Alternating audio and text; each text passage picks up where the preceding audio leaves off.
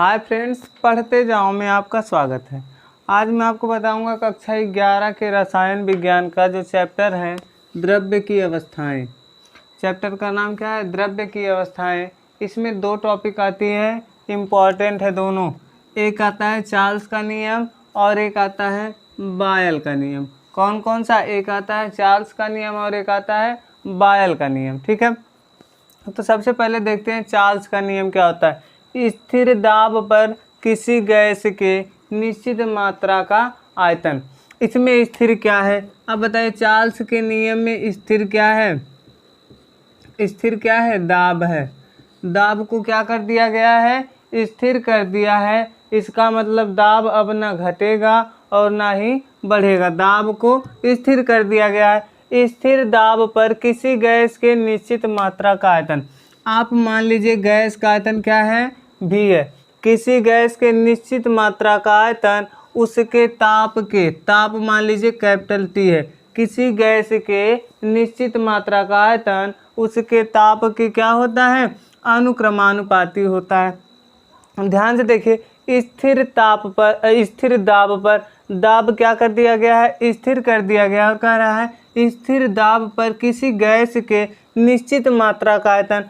मात्रा आपने आयतन मान लिया कैपिटल V है। अब बताइए ताप के अनुक्रमानुपाती। गैस के ताप मान लीजिए क्या है? कैपिटल T है। इसके क्या होता है? अनुक्रमानुपाती।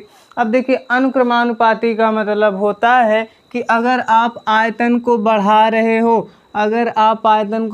रहे हो तो ताप भी बढ़ेगा। अगर आपने आयतन जैसे ही घटाया तो ताप भी क्या हो जाएगा? घट जाएगा। ठीक है, अनुक्रमानुपाती का मतलब होता है अगर कोई भी चीज़ एक दूसरे के अनुक्रमानुपाती है, इसका मतलब आप एक को बढ़ा रहे हो तो दूसरा भी बढ़ेगा। ठीक है, एक को बढ़ा रहे हो, V का मान बढ़ा रहे हो तो T का मान भी क्या होगा? बढ़ेगा।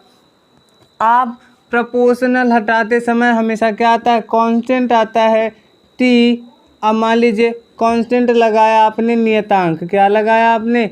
नियतांक इंटू क्या हो जाएगा? T हो जाएगा। ठीक है, जब प्रोपोर्शनल हटाते हो तो क्या आता है? नियतांक आता है। अब यहाँ पे बताइए, जो ताप है गुणे में है, इधर आएगा भागे में हो जाएगा। P/T बराबर क्या हुआ?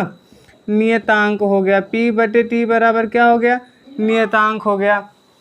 जब कोई देखिए आयतन और ताप का अनुपात क्या हो गया? नियतांक हो गया। जब इस तरह से किसी के बराबर, जैसे अगर A और B बराबर नियतांक हो गया, मान लीजिए अगर A B बराबर नियतांक है तो आप इसको लिख सकते हैं A1 B1 बराबर A2 B2।